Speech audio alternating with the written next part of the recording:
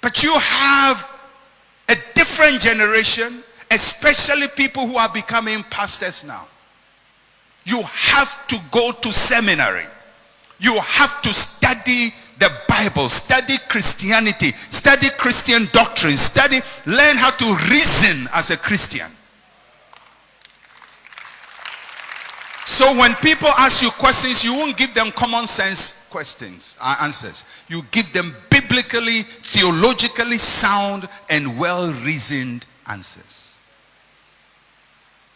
So we don't go about breaking people's marriages because the Lord told us. The Lord told us. I was just, when you came to him, the Lord told me, your grandmother is so and so and so and so. That's the one doing you. You tell a couple, and you think you are mending the marriage. I see her, his mother doesn't like you.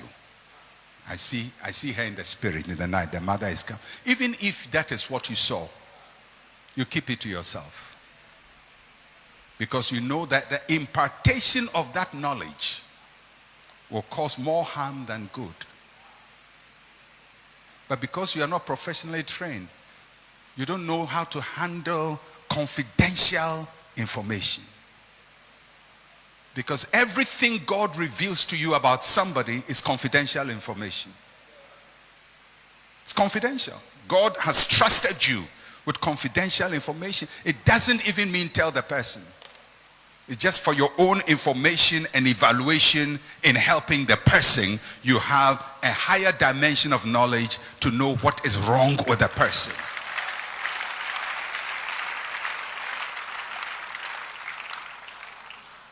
Because if you have, for whatever reason, you have a revelation, somebody is going to die. Why do you tell him? Of what use is that information? I was just praying and I saw 3 coffins. You are in one of them. Because you don't know how to handle confidential information. If you go to the doctor, do you think everything he knows is what he tells you? No. There are some things that are so technical that you can't process it. But he'll tell you what you need to handle. So let's say that the revelation is correct, that you saw 3 whatever and the person is one of them. Why did God give that information to you? Who has the burden of the revelation? The burden of the revelation is the one who has seen it. The person who can do something about it is the one who has seen it. But you tell the person, I saw you. You are inside there. So he should do what? He should do what?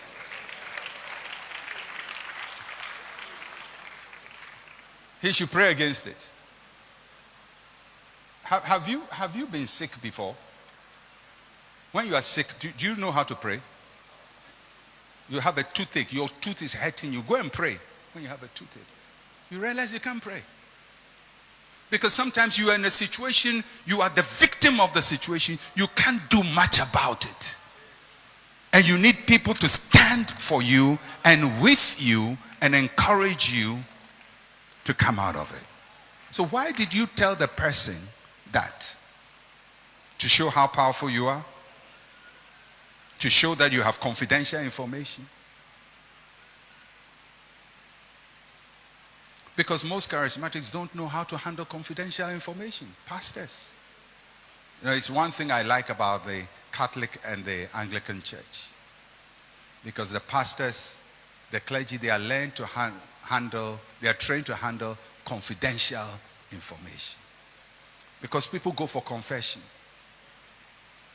And they tell the priest stuff. And the priest has to handle that information. Confidential. If it was charismatics and people did confession,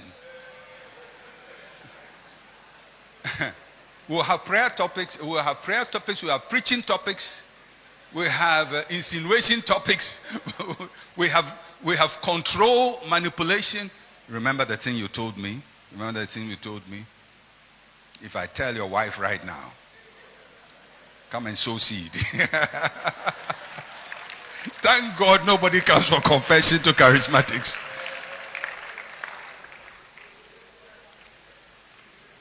But you have to learn to handle confidential information. And what God shows you is confidential information.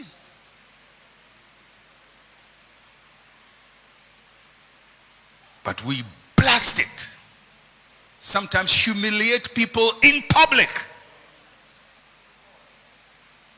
The Lord showed me this about you, and we describe people's health challenges publicly. Embarrassing situations that they wish nobody hears. God told you about it, and you feel that the best way is to announce it publicly. And do you know, even if the person is healed, the image you described stays with everybody. And the stigma on the person sticks with the person, even if he got healed. The sad thing is, even after we have publicly disgraced them, there is no healing. There's no beneficial purpose of it. The Pentecostal charismatic church is on a one-way highway drive to self-destruction. And it's because generations after generations are using the example of the previous generation as theirs. They are like the man who prayed with a cat. And generations come and think the cat is more important than the prayer.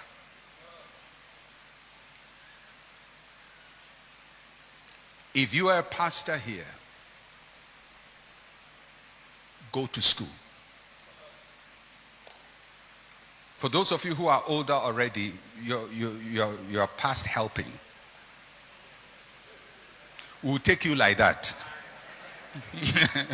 We'll take you like that. and we'll ease you off. We'll take you like that. All of you who are older, will take you like that. But those who are coming, we are talking about the next generation, influencing those who are coming. These generations who, if you sense God has called you, you have to go to seminary. You have to.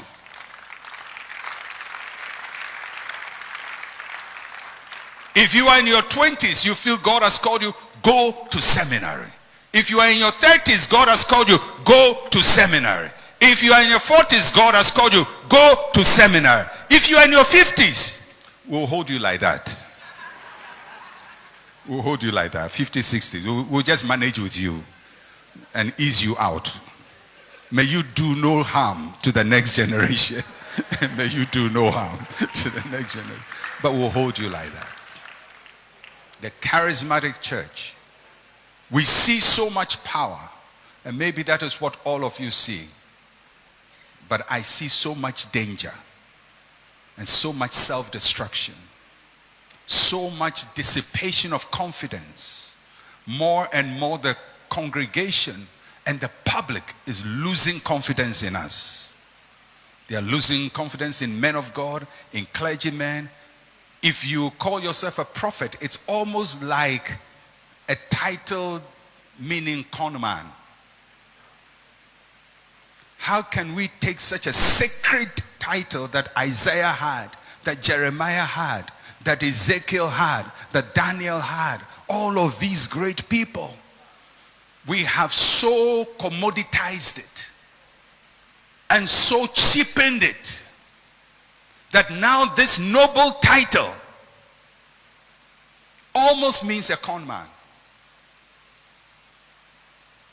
Because there's no regulatory body. Everybody picks titles as they want and parade with it.